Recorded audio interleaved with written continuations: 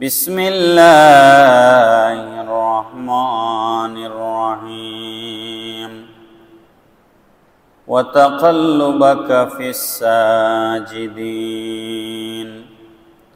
সাদাকাল্লাহু মাওলানাল আযীম ওয়া সাদাকা রাসূলুহুন নাবিয়্যুল হাবিবুল কারীম। মুহতারাম মুআজ্জাজ মুসল্লিয়ানে কেরাম, আসসালামু আলাইকুম ওয়া রাহমাতুল্লাহি ওয়া বারাকাতুহু। আল্লাহ পাক রব্বুল আলামিনের মহান আলিশান দরবারে লক্ষ কোটি শুকুর এবং সেজদা যে আল্লাহ রব্বুল আলামিন আহকামুল হাকিমিন পবিত্র সফর মাসের দ্বিতীয় জুমাবার দিন আমাদেরকে আল্লাহর ঘর মসজিদে আসবার তৌফিক দান করেছেন। মুনিবের মহান আলিশান দরবারে উচ্চ আওয়াজে সকলে পড়ি আলহামদুলিল্লাহ। ইয়া রব্বি লাকাল হামদু কামা ইয়ানবাগি লিজালালি ওয়াজহিকা ওয়া কাদিমি সুলতানিক। গত জুমার আগের দুই জুমায় আমি আপনাদের সামনে রাসূল করিম সাল্লাল্লাহু তাআলা আলাইহি সাল্লামের আগমনের পূর্বে আরবের অবস্থার উপরে কিছু কথাবার্তা বলেছি। আজকে আমি কোরআনুল কারীমের একখানা আয়াতে কারীমার অংশ বিশেষ তেলাওয়াত করেছি। এই আয়াতে কারীমার আলোকে আমরা রাসূল করিম সাল্লাল্লাহু আলাইহি সাল্লামের আগমনের মুহূর্ত বা তার পূর্ব মুহূর্ত কেমন ছিল সেগুলো নিয়ে আমরা কিছু কথা বলবো ইনশাআল্লাহ। আল্লাহ রাব্বুল আলামিন ইরশাদ ফরমাচ্ছেন, ওয়া তাকাল্লুবাকা ফিস সাজিদিন। হে রাসূল সাল্লাল্লাহু আলাইহি ওয়াসাল্লাম, সেজদাকারী মুমিনদের মাঝে আপনার আবর্তন আমি লক্ষ্য করেছি। হযরত আব্দুল্লাহ ইবনে আব্বাস রাদিয়াল্লাহু তাআলা আনহুমা রঈসুল মুফাসসিরিন, যিনি মুফাসসিরদের সরদার, তিনি আয়াতের ব্যাখ্যায় তাফসীরে ইবনে আব্বাসের মধ্যে এসেছে, তিনি বলেছেন আল্লাহ পাক রব্বুল আলামিন তার হাবিব সাল্লাল্লাহু আলাইহি ওয়াসাল্লামকে যেই নসলের মাধ্যমে জমিনে প্রেরণ করেছেন, আল্লাহর রসুলের নসল মোবারকের মধ্যে কোনো ধরনের মূর্তি পূজারী ছিলেন না। পড়েন সুবহানাল্লাহ। এরা সবাই ছিলেন সেজদাকারী। নবী পাক সাল্লাল্লাহু আলাইহি সাল্লাম ইরশাদ করেছেন, আব্দুল্লাহ ইবনে আব্বাস রাদিয়াল্লাহু তাআলা আনহুমা থেকে হাদিস বর্ণিত হয়েছে, তিরমিজি শরীফের হাদিস। নবীজি বলেছেন, আল্লাহ পাক মানুষ সৃষ্টি করেছেন, মানুষের মধ্যে আমাকে সর্বোত্তম দলভুক্ত করেছেন। তারপর আল্লাহ পাক রব্বুল আলামিন মানুষের মাঝ থেকে গোত্রগুলোকে নির্বাচিত করেছেন, এক্ষেত্রে আমাকে সর্বোত্তম গোত্রের শামিল করেছেন। এরপর পারিবারিক মর্যাদার উপর দৃষ্টি দেওয়া হয়েছে, এক্ষেত্রে আমাকে আল্লাহ পাক অত্যন্ত মর্যাদাশীল পরিবারের অন্তর্ভুক্ত করেছেন। অতএব আমি আমার ব্যক্তিসত্তায়, আমার পার্সোনালিটি নিয়ে আমি যেমন উত্তম, বংশমর্যাদার ব্যাপারেও আমি সবার থেকে উত্তম। করেন সুবহানাল্লাহ। হাদিস শরীফের মধ্যে এসেছে, নবীজি বলেছেন, লাম ইয়াজালিল্লাহু ইয়ানকুলুনি মিনাল আসলাবিত তাইয়্যিবাতি ইলাল আরহামিত তাহিরা মুসাফফান মুহাজ্জাবান। মাওয়াহিবুল দুনিয়ার মধ্যে 12টা এসেছে। নবীজি বলেছেন, আল্লাহ পাক রব্বুল আলামিন পর্যায়ক্রমে আমাকে পবিত্র ওই সমস্ত মুমিন পুরুষদের ঐরস থেকে এবং ওই সমস্ত মুমেনা নারীদের গর্ভ থেকে আমাকে আল্লাহ পাক জমিনে পাঠিয়েছেন, যারা সকলেই ছিলেন পাক সাফ। পড়েন সুবহানাল্লাহ।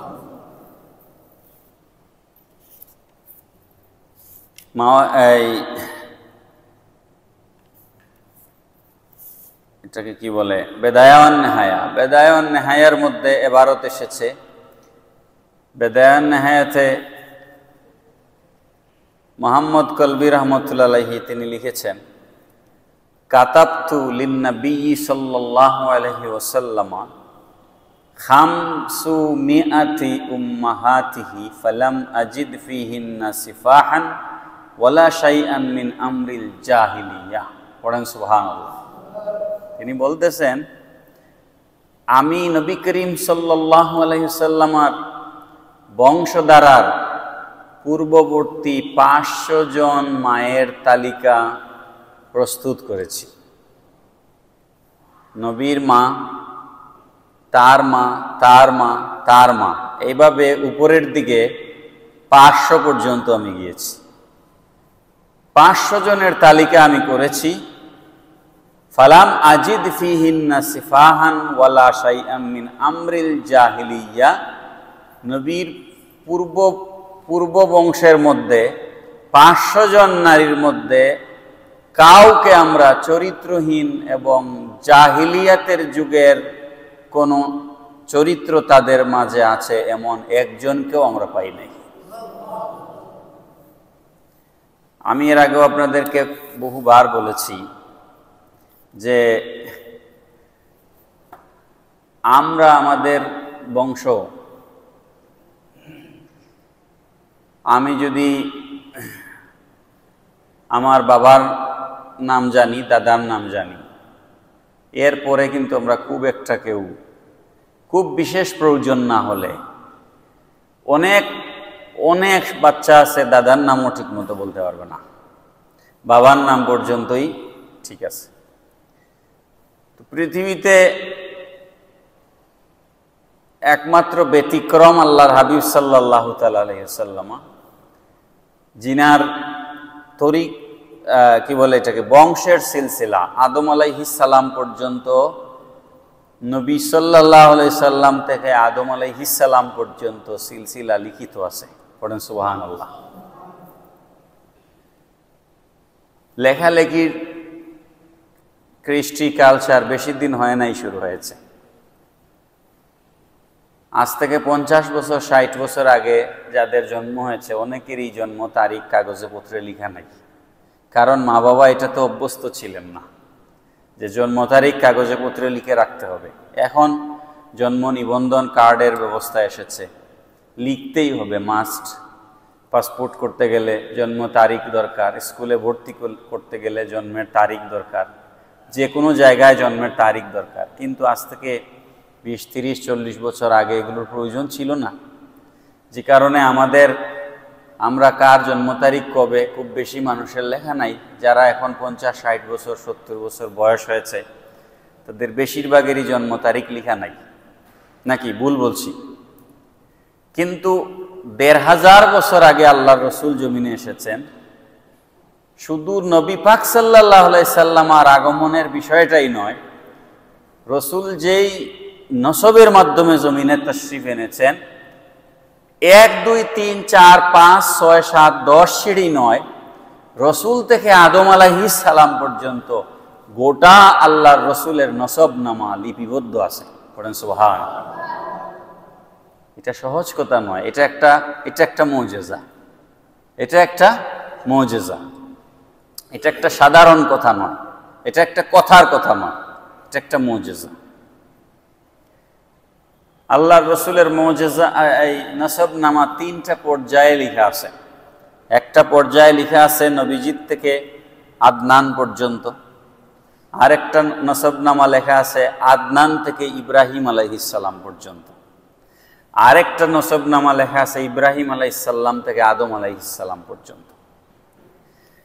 রাসূল সাল্লাল্লাহু আলাইহি সাল্লামের নসবনামা এইভাবে লেখা আছে, মুহাম্মদ বিন আব্দুল্লাহ বিন আব্দুল মুত্তালিব বিন হাশিম বিন আব্দে মানাফ বিন কুসাই বিন কিলাব বিন মুররা বিন লুয়াই বিন গালিব বিন ফিহির যিনি উনি ছিলেন কুরাইশ, ওনার নামেই কুরাইশ বংশ। বিন মালিক বিন নজর বিন কেনানা বিন খুজাইমা বিন মুদ্রিকা বিন ইলিয়াস বিন মুজার বিন নজর বিন মুআদ বিন আদনান। এরপরে আদনান থেকে উপরের দিকে এরকম গিয়েছে, আদনান বিন আদ বিন হামিয়াসা বিন সালমান বিন আউস বিন বুজ বিন কামওয়াল বিন উবাই বিন আওয়াম বিন নাশিদ বিন হেজা বিন বালদাস বিন ইয়াদলাফ বিন তারিখ বিন জাহিম বিন নাহিস বিন মাখি বিন আইস বিন আবকার বিন উবাইদ বিন আদওয়া বিন হামদান বিন সুনবর বিন ইয়াসরিব বিন ইয়াহজুন বিন ইয়ালহান বিন আরওয়ান বিন আইস বিন শিজান বিন আইসার বিন আফনান বিন আইহাম বিন মুকশির বিন নাহিস বিন জারেহ বিন সুমাই বিন মুজি বিন আওয়া বিন আরাম বিন কাইদার বিন ইসমাইল বিন ইব্রাহিম আলাইহিmus সালাম। সুবহানাল্লাহ। এরপরে ইব্রাহিম আলাইহিস সালাম থেকে উপরের দিকে গিয়েছে ইব্রাহিম বিন তাবেহ অথবা বিন তারেখ, যাকে আজর ইব্রাহিম আলাইহিস সালামের পিতা বলা হয়, ওয়াহাবিগুলা বলে। এটা সঠিক নয়। আজর মূর্তি পূজারী ছিল, কোনো নবীর পিতা মূর্তি পূজারী হওয়ার কোনো সম্ভাবনাই নাই। আমি একটু আগে বলেছি আজর ইব্রাহিম আলাইহিস সালামের চাচা ছিলেন। আরবে চাচাদেরকে দাদাদেরকে বাবা বলা হয়, এটার দলিল কোরআন শরীফে আছে। আল্লাহু রাব্বাকুম ওয়া রাব্বা আবাইকুমুল আউয়ালিন, কোরআন শরীফের আয়াত। এবং কয়েক সিঁড়ি উপর পর্যন্ত তারা পিতা বলে সম্বোধন করে আরবে। এই জন্য ইব্রাহিম আলাইহিস সালামের পিতার নাম তারেখ নয়, এই আজর নয়, ইব্রাহিম বিন তাবেহ অথবা ইব্রাহিম বিন তারেখ বিন নাহুর বিন সারু বিন রাউফ বিন ফালেখ বিন আবের বিন শালেখ বিন আরশাখাত বিন শাম বিন নূহ আলাইহিস সালাম বিন লামেক বিন মাশতুলক বিন আখনুক বিন আখনুক মানে হচ্ছে ইদ্রিস আলাইহিস সালাম বিন ইয়াদ বিন মাহলাইল বিন কাইনান বিন আনুস বিন শীষ বিন আদম আলাইহিস সালাম। পড়েন সুবহানাল্লাহ। এটা হচ্ছে আল্লাহর রাসূল সাল্লাল্লাহু তাআলা আলাইহি সাল্লামের নসবনামা। আল্লাহর রাসূলের নসবনামা আদম আলাইহিস সালাম থেকে নবীজি পর্যন্ত সংরক্ষিত আছে। এটা হচ্ছে রাসূল সাল্লাল্লাহু আলাইহি সাল্লামের মুজিজা। পড়েন সুবহানাল্লাহ। নবীজির নসবনামার মধ্যে 2-3 জন মানুষ সম্পর্কে আলোচনা করা একটু প্রয়োজন বুঝবার জন্য। আমরা প্রায় সময় শুনি যে আল্লাহর রসুলের বংশ ছিল কুরাইশ, আর বনু হাশিম গোত্রে বা খানদান যেটাকে আমরা বলি, হাশেমি খানদানে আল্লাহর রসুল জন্মগ্রহণ করেছেন। এই হাশেমি খানদান এটা জানা দরকার, তাহলে আল্লাহর রসুলের মর্যাদা আমরা বুঝতে পারব। রসুল করিম সাল্লাল্লাহু তাআলা আলাইহি সাল্লামের পরদাদা ছিলেন হাশিম, দাদার বাবা। রসুলের পরদাদা ছিলেন হাশিম। হাশিমের বয়ান কিতাবগুলোতে এরকম এসেছে, রসুল করিম সাল্লাল্লাহু তাআলা আলাইহি ওয়াসাল্লাম যে আরবে আসবেন, এটা তো আপনার ঈসা আলাইহিস সালাম ভবিষ্যৎবাণী করে গেছেন। কোরআন শরীফে আয়াত আছে, ওয়া মুবাশশিরাম বিরাসূলিন ইয়াতি মিন বা'দি ইসমুহু আহমদ। তারপর বিভিন্ন ধর্মগ্রন্থে, তৌরিতে রসুলের আগমনের ভবিষ্যৎবাণী আছে। বিভিন্ন ধর্মের যাজক যারা আছেন তারা ভবিষ্যৎবাণী করে গেছেন। তো এগুলা সবগুলার একটা কানেকশন আছে, একটা জায়গায় এসে সবগুলা মিলিত হয়েছে। হাশিম যিনি ছিলেন, উনি ব্যবসার জন্য মক্কা থেকে গিয়েছিলেন মদিনাতুল মুনাওয়ারায়। মদিনাতুল মুনাওয়ারায় ব্যবসার জন্য গিয়ে তিনি শাম যাচ্ছিলেন, সিরিয়া যেটাকে বলা হয়। তো সিরিয়াতে ব্যবসায় যাওয়ার পথে কিংবা আসার পথে মদিনাতুল মুনাওয়ারায় ব্যবসার কাফেলা নিয়ে তিনি অবস্থান করেছেন। আর সেখানে তিনি সালমা বিনতে আমর নামে একজন মহিলাকে বিয়ে করেন হাশিম। বিয়ে করার পর ওখানে তিনি অনেকদিন অবস্থান করেছেন।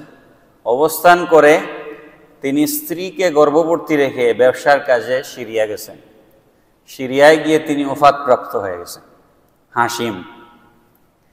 আর এইখানে যে সালমা বিনতে আমর যাকে তিনি বিয়ে করেছিলেন, তার গর্ভ থেকে একটা সন্তান জন্মগ্রহণ করে, যেই সন্তানের মাথার চুল ছিল সাদা, যেই কারণে মা এই সন্তানের নাম রাখেন সাইবা। মা নাম রেখেছেন সাইবা, সাইবা মানে সাদা আর কি। মা নাম রেখেছিলেন সাইবা। তিনি হচ্ছেন হাসিমের সন্তান, হাসিমের সন্তান। হাসিমের এক ভাই ছিলেন, ওনার নাম ছিল মুত্তালিব। আব্দুল মুত্তালিব না, মুত্তালিব। এই মুত্তালিব খবর পেয়েছেন, ব্যবসার কাফেলার ওনার সাথে যারা সঙ্গী ছিলেন তাদের মাধ্যমে তিনি খবর পেয়েছেন যে ওনার ভাই ইন্তেকাল করেছেন। আর ওনার ভাই মদিনা শরীফে বিয়ে করেছিলেন, বিয়ে করে স্ত্রীকে অন্তঃসত্ত্বা হিসেবে রেখে তিনি গিয়েছিলেন। খোঁজ খবর নিয়ে তিনি জানতে পারলেন ওনার এক ভাতিজা জন্মগ্রহণ করেছে, এই ভাতিজার নাম সাইবা। 10 বছর পরে, আপনারা এগুলো প্রত্যেকটা জিনিস ব্যাখ্যা করার এখানে সুযোগ নাই, টাইম নাই। মক্কা থেকে মদিনা 650 কিলোমিটার দূরত্ব, 1500 বছর আগে পাহাড় পর্বত ডিঙ্গায়া যাওয়া, এটা চাইলেই কেউ যাইতে পারত না। তো 10 বছর পরে তিনি মদিনায় গেলেন। কে? মুত্তালিব, হাসিমের ভাই মুত্তালিব গেলেন 10 বছর পরে মদিনায় ভাতিজাকে মক্কায় নিয়ে আসার জন্য। মুত্তালিব গিয়ে দেখলেন তার ভাতিজা সাইবা, এত সুন্দর ফুটফুটে চেহারা বাচ্চা, 10 বছর বয়সের। উনি যখন নিয়ে আসতে চাইলেন তখন মা বাচ্চাকে দিতে চাইলেন না।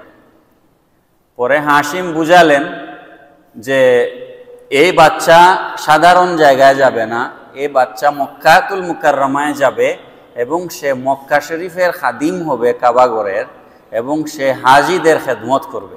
সুবহানাল্লাহ। এটা শুনে মা বাচ্চাকে দিতে রাজি হয়ে গেলেন।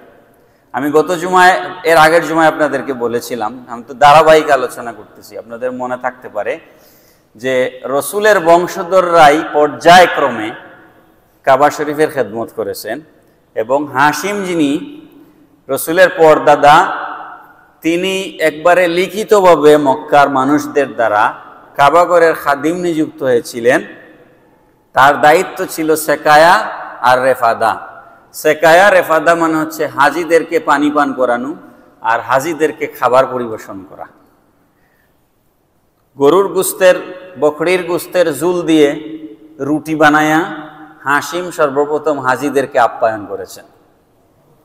তো তিনি বুঝালেন যে এ তো হাসিমেরই ছেলে, তো বাবার উত্তরাধিকার হিসেবে কাবাগরের খাদিম হবে এই ছেলে সাইবা, এবং হাজিদের খেদমত করবে। সুতরাং মা রাজি হয়ে গেলেন। এটা শোনার পর যখন মক্কায় ফিরে আসতেছেন, মুত্তালিব তো একা গিয়েছিলেন মদিনায়, সাথে ভাতিজাকে নিয়ে আসতেছেন।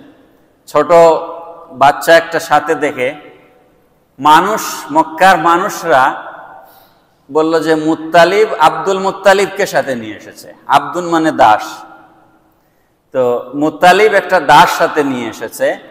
তখন তিনি বললেন, না, ও আমার দাস নয়, ও হচ্ছে আমার ভাই হাসিমের ছেলে সাইবা। কিন্তু ওই যে মক্কার মানুষরা আব্দুল মুত্তালিব বলেছিল, ওনার নাম আব্দুল মুত্তালিব হিসেবে প্রসিদ্ধ হয়ে গেল। এই থেকে নবীজির দাদার নাম কিন্তু সাইবা, কিন্তু সাইবা নাম নিচে পড়ে গেল, নামটা উপরে চলে আসলো কোনটা? Abdul Muttalib. আব্দুল মুত্তালিব নামটা প্রসিদ্ধ হয়ে গেল। আব্দুল মুত্তালিব যখন যৌবনে পদার্পণ করেন, তখন তিনি ব্যবসার জন্য, তখন আরব দেশ, পুরা সাম্রাজ্যই তখন রোমানদের অন্তর্ভুক্ত ছিল। রোমানরা তখন শাসন করতেছিল। রোমদের বিরুদ্ধে জেহাদ হবে আল্লাহর রসুল ভবিষ্যৎবাণী করেছেন, এবং কোরআন শরীফে আয়াত নাজিল হয়েছে। সূরা রুম নামে একটা রুমও আছে কোরআন শরীফে। আলিফ লাম মিম গুলিবাতির রুম, রুম বিজয় হয়েছে। গুলিবাতির রুম মানে রুম বিজয় হয়েছে, আল্লাহ পাক কি করেছে। তো রোমানদের অধীনে পুরা ইয়েমেন, মক্কা, এগুলা সব রোমানদের আন্ডারে তখন ছিল। তো আল্লাহর রসুলের দাদা আব্দুল মুত্তালিব তিনি যখন যৌবন বয়সে পদার্পণ করলেন, এমন মর্যাদা মক্কার মানুষরা তাকে দিয়েছে, তার পিতা হাসিম যে মর্যাদা তিনি পেয়েছিলেন এর থেকে অনেক বেশি মর্যাদা মক্কার মানুষরা তাকে দিয়েছে, নবীজির দাদাকে আব্দুল মুত্তালিবকে। আব্দুল মুত্তালিব গেলেন ব্যবসার কাজে। তিনিও, মক্কার মানুষরা ব্যবসার প্রতি তারা খুবই ছিলেন এবং ব্যবসার জন্য বেশিরভাগ সময় ইয়ামেন যাওয়া হতো, সিরিয়া যাওয়া হতো, মিশর যাওয়া হতো। এখনকার যে সিরিয়া, ওই সিরিয়াকে ইতিহাসের বইগুলোতে আপনারা লেখা পাবেন শাম। শাম দেশে দেখবেন যে লেখা আছে শাম দেশে তারা ব্যবসার জন্য যেতেন। তো তিনি আব্দুল মুত্তালিব ব্যবসার জন্য কিসে গেলেন, ব্যবসা করে ফিরে আসলেন। তারপরে তিনি বিয়ে করলেন। বিয়ে করার পর স্বপ্নে একদিন দেখলেন যে তিনি জমজম কূপ, যেটা জমজম কূপটা কাবাগরের উঠানে, আমি এর আগে আপনাদেরকে বলেছি জমজম কূপের অবস্থানটা কোথায়, কাবাগরের উঠানে। তো আমি আপনাদের গত জুমার আগের জুমার বয়ান যদি মনে থাকে তাহলে খেয়াল করেন, আমি বলেছিলাম যখন ইব্রাহিম আলাইহিসসালাম হযরত হাজেরা এবং ইসমাইল আলাইহিসসালামকে রেখে গেছিলেন, রেখে যাওয়ার পরে ইয়েমেন থেকে একটা ব্যবসার কাফেলা ওইদিকে আসা যাওয়া করত এবং এখানে তারা পানির সন্ধান পাওয়ার পর তারা এখানে বসতি স্থাপন করেছিলেন। ওই যে গোত্রটা ব্যবসার জন্য ইয়েমেন থেকে এদিকে কাফেলা নিয়ে আসা যাওয়া করত এবং পানি পেয়ে তারা এখানে বসতি স্থাপন করেছিল, ওই গোত্রের নামটা কি কারো মনে আছে? বনি জুরহাম। বনি জুরহাম আমি আপনাদেরকে বলেছিলাম। এই বনি জুরহাম গোত্র, এরা এখান থেকে যখন চলে যায় তো কিছু জিনিসপত্র, অব্যবহৃত জিনিসপত্র তারা জমজম কূপের মধ্যে ফেলে চলে গেছিল। এই জিনিসপত্রগুলা জমজম কূপে যখন আমরা ময়লা ফেললে ড্রেন যেভাবে বন্ধ হয়ে যায়, এই জমজম কূপের পানিটা, ফ্লোটা বন্ধ হয়ে গেল, জমজম কূপটা অকার্যকর হয়ে গেল, বন্ধ। এমত অবস্থায় নবীজির দাদা আব্দুল মুত্তালিব স্বপ্নে দেখলেন, আল্লাহ পাক তাকে স্বপ্নের মধ্যে এই দিলেন যে জমজম কূপ খনন করার জন্য। তো তিনি জমজম কূপ যখন খনন করতে গেলেন তখন আপত্তি আসলো। মক্কায় বিভিন্ন গোত্র আছে আপনারা জানেন, এবং কাবা শরীফের যে হজরে আসওয়াদ নিয়ে যে ঝগড়াঝাটি, রাসূল সাল্লাল্লাহু আলাইহি সাল্লাম যেটাকে মীমাংসা করলেন, চাদরের মধ্যে চার কোনায় চার গোষ্ঠীর চারজনকে ধরিয়ে, এগুলো তো আপনারা ইতিহাসে জানেন। তো বিভিন্ন গোত্র থেকে বাধা আসলো। তখন আব্দুল মুত্তালিব নিয়ত করলেন যে আল্লাহ তুমি আমাকে যদি শক্তি দাও, আমি যদি জমজম কূপ খনন করতে পারি। ওনার 10টা সন্তান ছিল, 10 জন ছেলে সন্তান ছিল ওনার। উনি বললেন যে আমার যদি জমজম কূপ যদি আমি খনন করতে পারি, যেহেতু আমি স্বপ্নে এটা আদিষ্ট হয়েছি, আমি যদি এটাতে সাকসেস হই তাহলে আমার একটা পুত্রকে আমি তোমার নামে কুরবানি করে দিব। আল্লাহর রাসূল সাল্লাল্লাহু আলাইহি ওয়াসাল্লাম বলেছেন, আনা ইবনুজ যাবিহাইন, আমি রাসূল 2 জবিহের সন্তান। পড়েন সুবহানাল্লাহ। নবীজি বলেছেন আমি 2 জবিহের সন্তান। এক জবি হচ্ছেন ইসমাইল আলাইহিস সালাম, আমি তার সন্তান, আর আরেক জবি হচ্ছেন আমার পিতা আব্দুল্লাহ। এখন 2 জবিহের সন্তান আল্লাহর রাসূল কিভাবে হলেন? রসুলের দাদা আব্দুল মুত্তালিব এবার লটারি করলেন। 10 সন্তান যখন হলো, বড় হলো, এবং তিনি জমজম কূপ খনন করতে সাকসেস হইলেন। মানুষরা বাধা দিয়ে তাকে আটকাইতে পারল না। যারা বাধা দিয়েছিল মক্কাতুল মুকাররমায়, আমি গত জুমায় আপনাদেরকে বলেছি, ওরা তীর নিক্ষেপ করত ভাগ্য নির্ধারণ করার জন্য, আর হচ্ছে গণকের কাছে যেত। একজন মহিলা ছিল খুব প্রসিদ্ধ গণক মহিলা, ওর কাছে মক্কার মানুষরা যাইত এবং ও যেটা বলতো তারা সেটাই মেনে নিত। তারা যখন ওই গণক মহিলার কাছে যাচ্ছিল তখন তারা এমন কিছু নিদর্শন রাস্তাঘাটে দেখেছে, সিরতে ইবনে হিশাম সহ অন্যান্য সিরতের কিতাবে লেখা হয়েছে, এমন কিছু ঘটনা তারা দেখেছে, তারা ফিরে এসেছে যে এটা আমাদের কাজ নয়, এটা আব্দুল মুত্তালিবেরই কাজ। সুবহানাল্লাহ। তারা আর বাধা দেয় নাই। উনি যখন জমজম কূপ খনন করলেন, খনন করার পর উনি এবার তো ওনার মান্নত পূরণ করা লাগবে। 10 সন্তানের 1 সন্তানকে কুরবানি দিতে হবে।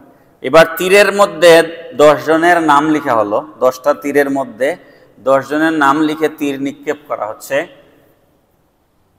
আব্দুল্লাহর নাম উঠতেছে, নবীজির পিতা হযরত আব্দুল্লাহ রাদিয়াল্লাহু আনহু, ওনার নাম উঠতেছে।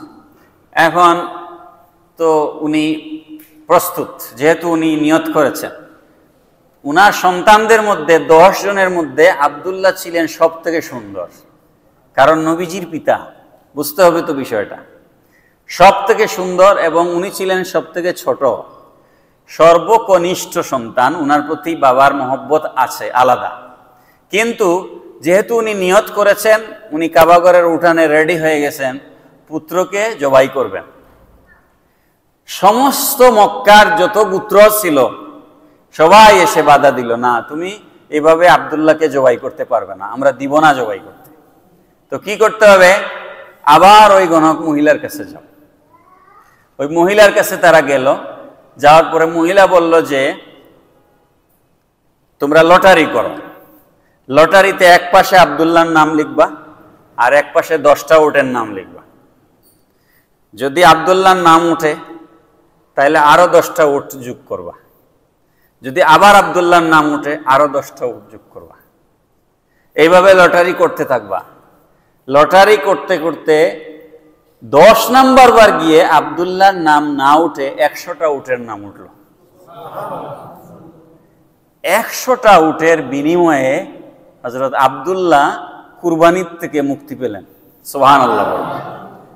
ওদিন থেকে মক্কার মানুষরা তারা আইন করলো যে কেউ যদি কোনো মানুষকে হত্যা করে তাহলে তার মুক্তিপণ হচ্ছে 100টা উট। যদি কেউ কাউকে মেরে ফেলে, মেরে ফেলার শাস্তি গত জুমায় বলেছি কি? ফাঁসি। কেউ কাউকে খুন করলে তার শাস্তি কি? ফাঁসি দিতে হবে। কেউ যদি ফাঁসির বদলা 100টা উট দিয়ে দেয় তাহলে সে মুক্তি পেয়ে যাবে। এটা আরবে একটা আইন হয়ে গেল, মুক্তিপণ হিসেবে 100টা উট। যাই হোক, তো কথা অনেক লম্বা হয়ে যাচ্ছে, শর্টকাট করে ফেলতেছি। তিনি এই জায়গায় সাকসেস হলেন। নবীজির দাদা পিতা আব্দুল্লাহ জবিহ থেকে বাঁচলেন। এই জন্য আল্লাহ রসুল সাল্লাল্লাহু আলাইহি ওয়াসাল্লাম বলছেন আমি 2 জবিহের সন্তান। সুবহানাল্লাহ। এক জবিকে ইসমাইল আলাইহিস সালাম, আরেকজন হচ্ছেন উনার পিতা হযরতে আব্দুল্লাহ রাদিয়াল্লাহু আনহু। নবীর পিতা এবং মাতা দুইজনই মুমিন ছিলেন, এ ব্যাপারে কোনো সন্দেহ পোষণ করবেন না। অনেক হুজুররা আপনাদেরকে ভুল বুঝাবে, বলবেন নবীর পিতা মুসলমান ছিলেন না, নবীর মা মুমিন ছিলেন না। এগুলো আপনারা বিশ্বাসই করবেন না, কারণ আমি আপনাদেরকে বলেছি যে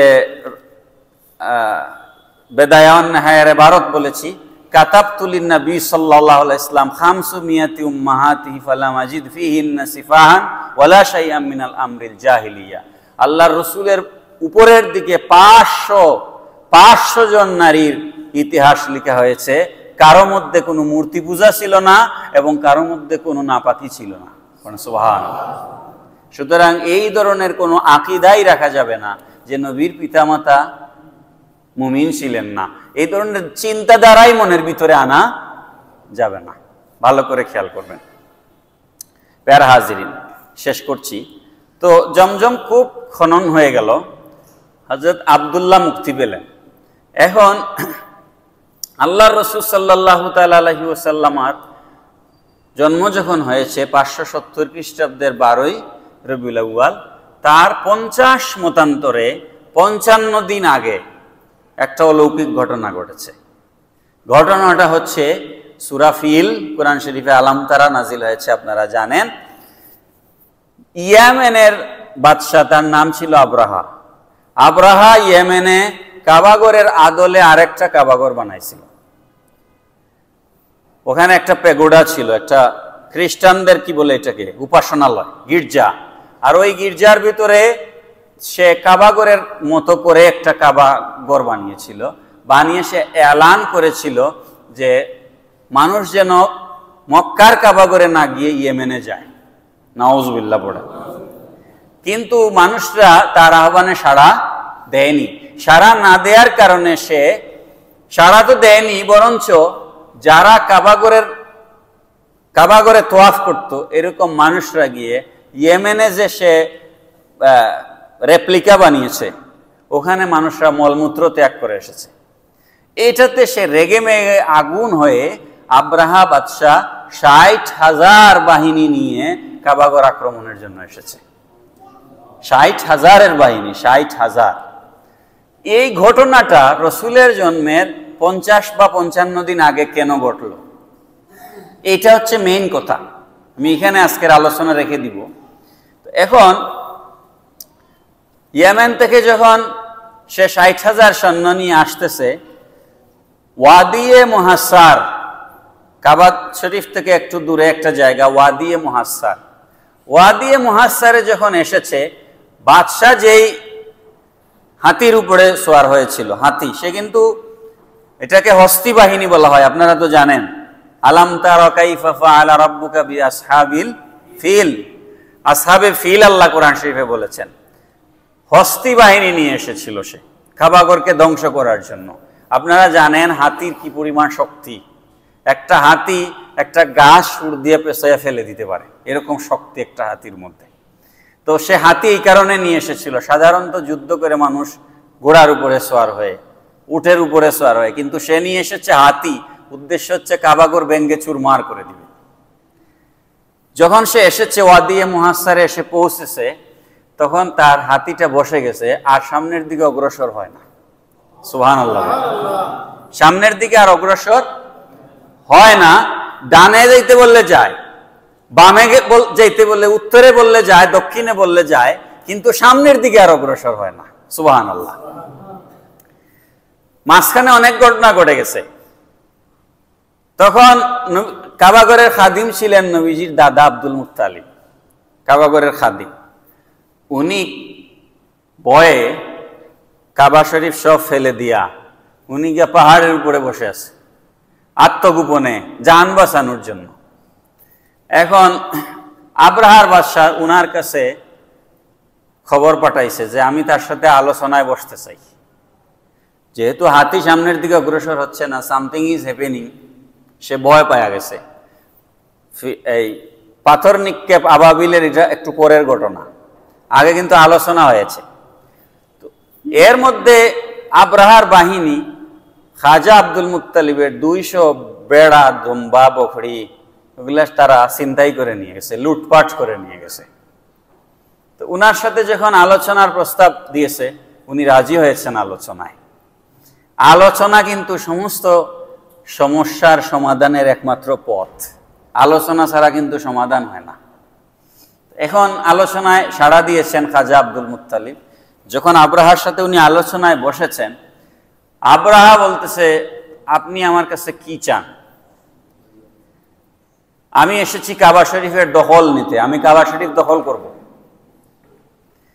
তো আব্দুল মুত্তালিব বললেন, আপনার বাহিনীর লোকেরা আমার 200 ছাগল বেড়া এগুলা দখল করে ছিনতাই করে নিয়ে গেছে, লুট করে নিয়ে গেছে, আমার এগুলো আপনি ফেরত দেন। তখন আব্রাহা বলছে, আমি তো মনে করেছিলাম আপনি একজন সম্ভ্রান্ত বংশের, কুরাইশ বংশের একজন জ্ঞানী মানুষ, কিন্তু আপনার কথার মধ্যে তো আমি জ্ঞানের কিছু পেলাম না। তা আব্দুল মুত্তালিব বললেন, কেন, কি জ্ঞানের কিছু পাওয়া নাই কেন? বলে, আপনি কোথায় আমি আসলাম কাবাগর দখল করে নিব, সেটার ব্যাপারে আপনি আমার সাথে কোনো কথাই বলছেন না, আপনি আপনার ছাগল চাইতেছেন। এটা তো বুদ্ধিমানের মতো কথা হইল না। তখন আব্দুল মুত্তালিব বললেন, আমার বুদ্ধি সম্পর্কে আমার জ্ঞান আছে, আমি এরকম বেকুব না।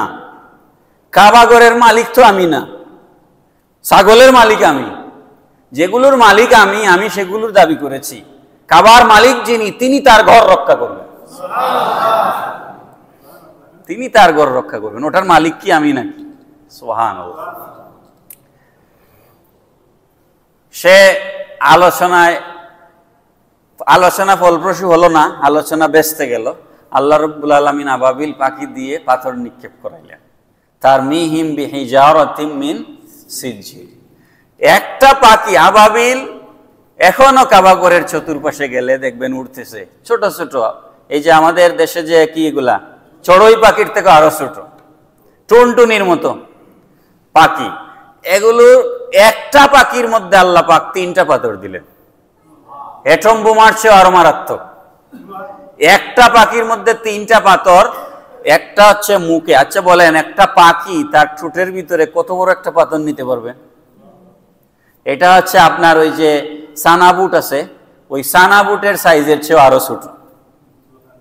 এরকম পাথর নিল পাখিরা একটা ঠোঁটের মধ্যে আর 2টা 2 পায়ের চঙ্গলের মধ্যে।